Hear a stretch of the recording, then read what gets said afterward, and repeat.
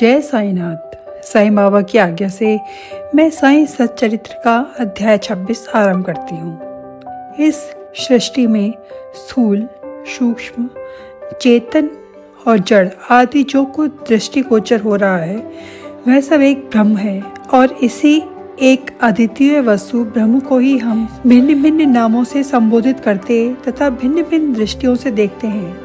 जिस प्रकार अंधेरे में पड़ी हुई एक रस्सी या हार को हम भ्रमवश सर्प समझ लेते हैं, उसी प्रकार हम समस्त पदार्थों के केवल बाह्य स्वरूप को ही देखते हैं, न कि उसके सत्य स्वरूप को। एकमात्र सद्गुरु ही हमारी दृष्टि से माया का आवरण दूर कर हमें वस्तुओं के सत्य स्वरूप का यथार्थ में दर्शन करा देने में समर्थ है। इसलिए आओ हम श्री सद्गुरु साईनाथ महाराज की उपासना कर उनसे सत्य का दर्शन कराने की प्रार्थना करें, जो कि ईश्वर के अतिरिक्त और कुछ भी नहीं। श्री हेमांड पंत उपासना की एक सर्वथा नवीन पद्धति अपनाते हैं। वे कहते हैं, सद्गुरु के पाद प्रक्षालन के निमित्त आनंद अश्रु के उष्ण जल का प्रयोग करो। उन्हें सत्य प्रेम रूपी चंदन का लेप कर दृढ़ विश्वास रूपी वस्त्र पहनाओ और कोमल और एकाग्र चित्त रूपी फल उन्हें अर्पित करो। भाव रूपी बुक्का उनके मस्तक पर लगा भक्ति की कछनी बांध अपने मस्तक उनके चरणों पर रखो। इस प्रकार श्री साईं को समस्त आभूषणों से विभूषित कर उन्हें अपना सर्वस्व निछावर कर दो। उष्णता दूर करने के लिए भाव को सदा चौर ढुलाओ। इस प्रकार आनंददायक पूजा कर उनसे प्रार्थना करो, हे प्रभु साईं, हमारी प्रवृत्ति अंतर्मुखी बना दो, सत्य और असत्य का विवेक दो तथा सांसारिक पदार्थों से आसक्ति दूर कर हमें आत्मानुभूति प्रदान करो। हम अपनी काया और प्राण आपके श्री चरणों में अर्पित करते हैं। हे प्रभु साईं, मेरे नेत्रों को तुम अपने नेत्र बना लो ताकि हमें सुख और दुख का अनुभव ही न हो। हे साईं, मेरे शरीर और मन को तुम अपनी इच्छानुकूल चलने दो तथा मेरे चंचल मन को अपने चरणों की शीतल छाया में विश्राम करने दो। अब हम इस अध्याय की कथाओं की ओर आते हैं। एक समय एक भक्त जिसका नाम पंत था, जो एक अन्य सद्गुरु के शिष्य थे, उन्हें शिरडी पधारने का सौभाग्य प्राप्त हुआ। उनके शिरडी आने की इच्छा तो न थी, परंतु मेरे मन कछु और विधाता के कछु और वाली कहावत चरितार्थ हुई। वे रेल द्वारा यात्रा कर रहे थे, जहां उनके बहुत से मित्र व संबंधियों से अचानक ही भेंट हो गई, जो कि शिरडी यात्रा को ही जा रहे थे। उन लोगों ने उनसे शिरडी तक साथ चलने का प्रस्ताव किया, परंतु ये प्रस्ताव अस्वीकार न कर सके। तब वे सब लोग मुंबई में उतरे और पंत विरार में उतर अपने सद्गुरु से शिरडी प्रस्थान करने की अनुमति लेकर तथा आवश्यक खर्च आदि का प्रबंध कर सब लोगों के साथ रवाना हो गए। वे प्रातःकाल वहां पहुंच गए और लगभग 11 बजे मस्जिद को गए, जहां पूजनार्थ भक्तों का एकत्रित समुदाय देख सबको अति प्रसन्नता हुई। परंतु पंत को अचानक ही मूर्छा आ गई और वे बेसुध होकर वहीं गिर पड़े। तब सब लोग भयभीत होकर उन्हें स्वस्थ करने के समस्त उपचार करने लगे। बाबा की कृपा से और मस्तक पर जल के छींटे देने से वे स्वस्थ हो गए और ऐसे उठ बैठे जैसे कि कोई नींद से जगा हो। त्रिकालज्ञ बाबा ने ये सब जानकर कि वे अन्य गुरु के शिष्य हैं, उन्हें अभयदान देकर उनके गुरु में ही उनके विश्वास को दृढ़ करते हुए कहा, कैसे भी आओ परंतु भूलो नहीं, अपने ही स्तंभ को दृढ़ता पूर्वक पकड़कर सदैव स्थिर हो, उससे अभिन्नता प्राप्त करो। परंतु तुम इन शब्दों का आशय समझकर उन्हें अपने सद्गुरु की स्मृति हो आई। उन्हें बाबा के इस अनुग्रह की जीवन भर स्मृति बनी रही। अब दूसरी कथा आरंभ करते हैं। बम्बई में एक श्री हरिश्चंद्र पितले नामक सद्गृहस्थ थे। उनका पुत्र मिर्गी रोग से पीड़ित था। उन्होंने अनेक प्रकार की देसी व विदेशी चिकित्साएं कराईं, परंतु उनसे कोई लाभ न हुआ। तब केवल एक ही उपाय शेष रह गया, किसी संत के चरण कमल की शरण ली जाए। 15वें अध्याय में बताया जा चुका है कि श्री दास गणों के सुमधुर कीर्तन से श्री साईं बाबा की कीर्ति मुंबई में अधिक फैल चुकी थी। पितले ने भी सन 1910 में उनका कीर्तन सुना और उन्हें ज्ञात हुआ कि श्री साईं बाबा के केवल कर स्पर्श या दृष्टि मात्र से ही असाध्य रोग समूल नष्ट हो जाते हैं। तब उनके मन में भी श्री साईं बाबा के शुभ दर्शन की तीव्र इच्छा जागृत हुई। यात्रा का प्रबंध कर भेंट देने हेतु फलों की टोकरियां लेकर पत्नी और बच्चों सहित वे शिरडी पधारे। मस्जिद पहुंचकर उन्होंने चरण वंदना की तथा अपने रोगी पुत्र को उनके श्री चरणों में डाल दिया। बाबा की दृष्टि उस पर पड़ते ही उसमें एक विचित्र परिवर्तन हो गया। बच्चे ने आंखें फेर ली और बेसुध होकर गिर पड़ा। उसके मुंह से झाग निकलने लगे और शरीर पसीने से भीग गया। ऐसी आशंका होने लगी कि उसके प्राण निकलने ही वाले हैं। ये देखकर उसके माता पिता अत्यंत निराश होकर घबराने लगे। बच्चे को बहुधा थोड़ी मूर्छा तो अवश्य आ जाया करती थी, परंतु यह मूर्छा दीर्घ काल तक रही। माता की आंखों से अश्रुओं की धारा बह रही थी और वह दुख ग्रसित हो आंत्रनाद करने लगी कि मैं ऐसी स्थिति में हूँ कि जैसे एक व्यक्ति चोरों के डर से भागकर किसी घर में प्रविष्ट हो जाए और वह घर ही उसके ऊपर गिर पड़े। तब बाबा ने सांत्वना देते हुए कहा कि इस प्रकार प्रलाप न करो, धैर्य धारण करो, बच्चे को अपने निवास स्थान पर ले जाओ, वे आधा घंटे के पश्चात होश में आ जाएगा। तब उन्होंने बाबा के आदेश का तुरंत पालन किया। बाबा के वचन सत्य निकले। जैसे ही उसे वाड़े में लाया गया, बच्चा स्वस्थ हो गया और पितले परिवार, पति, पत्नी व अन्य सभी लोगों को महान हर्ष हुआ। उनका संदेह दूर हो गया।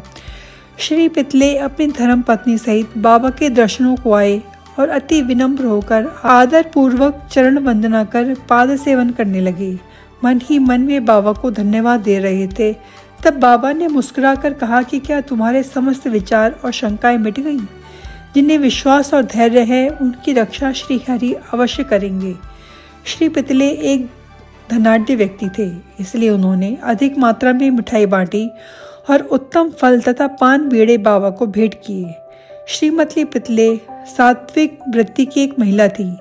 वे एक स्थान पर बैठकर बाबा की ओर प्रेम पूर्वक दृष्टि से निहारा करती थी। उनकी आंखों से प्रसन्नता के आंसू गिरते थे। उनका मृदु और सरल स्वभाव देखकर बाबा अति प्रसन्न हुए। ईश्वर के समान ही संत भी भक्तों के अधीन हैं, जो उनकी शरण में जाकर उनका अनन्य भाव से पूजन करते हैं, उनकी रक्षा संत करते हैं। शिरडी में कुछ दिन सुखपूर्वक व्यतीत कर पितले परिवार ने बाबा के समीप मस्जिद में जाकर चरण वंदना कर शिरडी से प्रस्थान करने की अनुमति मांगी। बाबा ने उन्हें ओदी देकर आशीर्वाद दिया। पितले को पास बुलाकर वे कहने लगे, बापू, पहले मैंने तुम्हें 2 रुपये दिए थे, अब मैं तुम्हें 3 रुपये देता हूँ। इन्हें अपनी पूजा घर में रखकर नित्य इनका पूजन करो, इससे तुम्हारा कल्याण होगा। श्री पितले ने उन्हें प्रसाद स्वरूप ग्रहण कर बाबा को पुनः साष्टांग प्रणाम किया और आशीष के लिए प्रार्थना की। उन्हें विचार भी आया कि प्रथम अवसर होने के कारण मैं इसका अर्थ समझने में असमर्थ हूँ कि 2 रुपये मुझे पहले कब दिए गए थे। वे इस बात का स्पष्टीकरण चाहते थे, परंतु बाबा मौन ही रहे। बम्बई पहुंचने पर उन्होंने अपनी वृद्ध माता को शिरडी की विस्तृत वार्ता सुनाई और उन 2 रुपयों की समस्या भी उनसे कही। उनकी माता को पहल तो कुछ समझ में न आया, परंतु पूरी तरह विचार करने पर उन्हें एक पुरानी घटना की स्मृति हो आई, जिसने यह समस्या हल कर दी।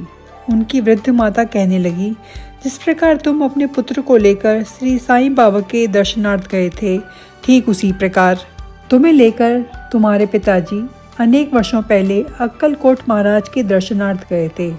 महाराज पूर्ण सिद्ध योगी, त्रिकालज्ञ और बड़े उदार थे। तुम्हारे पिता परम भक्त थे, इस कारण उनकी पूजा स्वीकार हुई। तब महाराज ने उन्हें पूजनार्थ 2 रुपये दिए थे, जिसकी उन्होंने जीवन पर्यंत पूजा की। उसके पश्चात उनकी पूजा यथाविधि न हो सकी और वे रुपये खो गए। कुछ दिनों के उपरांत उनकी पूर्ण विस्मृति भी हो गई। तुम्हारा सौभाग्य है कि जो श्री अक्कलकोट महाराज ने साईं रूप में तुम्हें अपने कर्तव्यों और पूजन की स्मृति कराकर आपत्तियों से मुक्त कर दिया। अब भविष्य में जागरूक रहकर समस्त शंकाओं और सोच विचार छोड़कर अपने पूर्वजों को स्मरण कर रिवाजों का अनुसरण कर उत्तम प्रकार का आचरण अपनाओ। अपने कुल देवता तथा इन रूपों की पूजा कर उनके यथार्थ स्वरूप को समझो और संतों का आशीर्वाद ग्रहण करने में गर्व मानो। श्री साईं समर्थ ने दया कर तुम्हारे हृदय में भक्ति का बीजारोपण कर दिया है और अब तुम्हारा कर्तव्य है कि तुम उसकी वृद्धि करो। माता के मधुर वचनामृत का पान कर श्री पितले को अत्यंत हर्ष हुआ। उन्हें बाबा की सर्वकालज्ञता विदित हो गई और उनके श्री दर्शन का भी महत्व ज्ञात हो गया। इसके पश्चात वे अपने व्यवहार में अधिक सावधान हो गए। पुणे के श्री गोपाल नारायण आम्बेडकर बाबा के परम भक्तों में से एक थे। वे ठाणे जिले और जवाहर स्टेट के आबकारी विभाग में 10 वर्षों से कार्य कर रहे थे और वहां से सेवानिवृत्ति होने पर उन्होंने अन्य नौकरी ढूंढी, परंतु वे सफल नहीं हुए। तब उन्हें दुर्भाग्य ने चारों ओर से घेर लिया, जिससे उनकी आर्थिक स्थिति अधिक दयनीय हो गई। ऐसी परिस्थिति में उन्होंने 7 वर्ष व्यतीत किए। वे प्रतिवर्ष शिरडी जाते और अपनी दुखदायी कथा वार्ता बाबा को सुनाया करते थे। सन 1916 में उनकी स्थिति और भी अधिक चिंताजनक हो गई। तब उन्होंने शिरडी जाकर आत्महत्या करने की ठानी। इसलिए वे अपनी पत्नी को लेकर शिरडी आए और वहां 2 मास तक ठहरे। एक रात्रि में दीक्षित वाड़े के सामने एक बैलगाड़ी पर बैठे बैठे कुएं में गिरकर प्राणांत करने का और साथ ही बाबा ने उनकी रक्षा करने का निश्चय किया। वहीं समीप ही एक भोजनालय के मालिक श्री सगुण मेरु नायक ठीक उसी समय बाहर आकर उनसे इस प्रकार वार्तालाप करने लगे कि क्या आपने कभी श्री अक्कलकोट महाराज की जीवनी पढ़ी? सगुण से पुस्तक लेकर उन्होंने पढ़ना आरंभ किया। पुस्तक पढ़ते पढ़ते वे ऐसी कथा पर पहुंचे जो इस प्रकार थी। श्री अक्कलकोट महाराज के जीवन काल में एक व्यक्ति असाध्य रोग से पीड़ित था। जब वह किसी प्रकार की कष्ट सह न सका तो वह बिल्कुल निराश हो गया और रात्रि में कुएं में कूद पड़ा। तत्क्षण ही महाराज वहां पहुंच गए और उन्होंने स्वयं अपने हाथों से उसे बाहर निकाला। वे उसे समझाने लगे कि तुम्हें अपने शुभ अशुभ कर्मों का फल अवश्य ही भोगना चाहिए।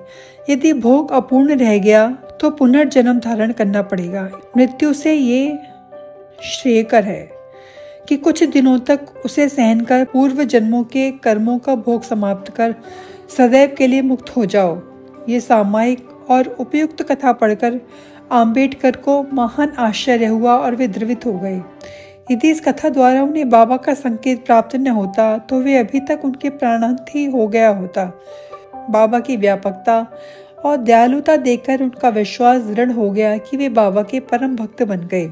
उनके पिता श्री अक्कलकोट महाराज के शिष्य थे और बाबा की इच्छा भी उन्हें उन्हीं के पद चिन्हों का अनुसरण करने की थी।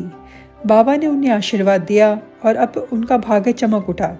ज्योतिष शास्त्र के अध्ययन में निपुणता प्राप्त कर उसमें बहुत उन्नति कर ली और बहुत सा धन अर्जित करके अपना शेष जीवन सुख और शांति पूर्वक व्यतीत किया। अध्याय समाप्त। जय साईनाथ।